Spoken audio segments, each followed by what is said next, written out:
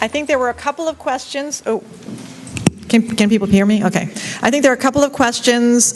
We don't really have time. We're already over, so we don't have much time for questions. I think there were about 3 questions that came up. I'm going to have Teresa answer one, Ken answer another, and then, but we have to make it brief. And then I'm going to introduce Sara, who's also going to ask one more question. The other thing I would say is that if your question does not get answered during this period, there will be other opportunities to ask those questions and get responses. So, Teresa. Very good. All right, thank you. The question is, of the 1,250 complaints in 2013, only 40 were filed by DFEH.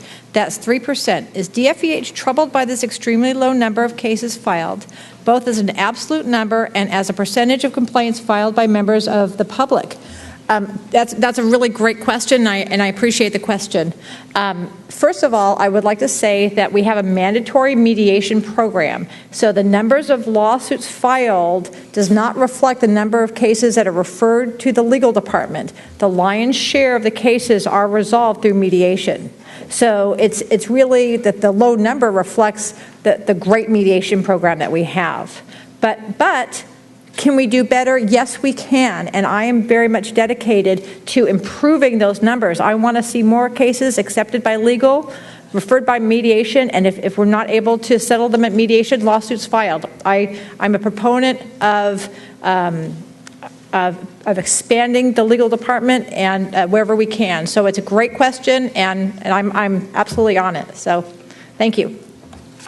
Okay, the question I have is, the biggest discrimination currently is the lack of low-income housing. It is shameful. This affects all the classes you cover.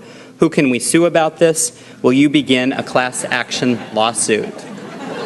Sara, I think I'm going to pass this one on to you. Come on up.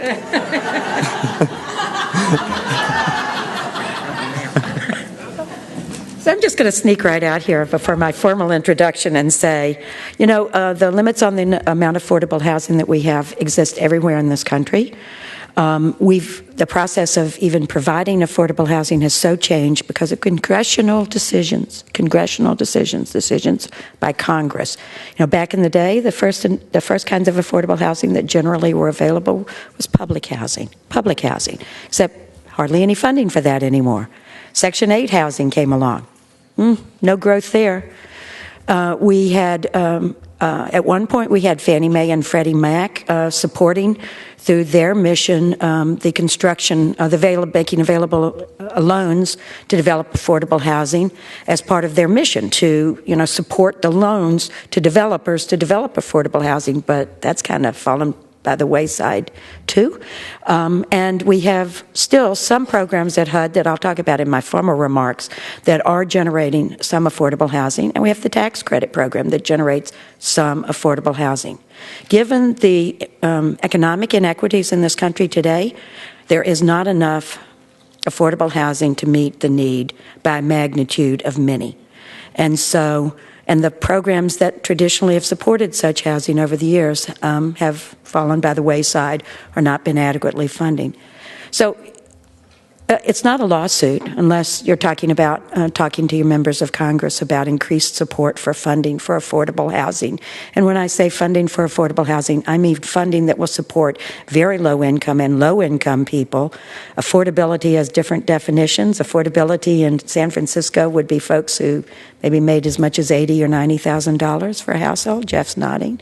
I live in the D.C. area, same there. But many people, the real need, people who need affordable housing, typically have incomes of $30,000 per year or less. They're at the very low income levels. And the lack of production of housing in that area continues to be a significant challenge to communities and individuals across the country.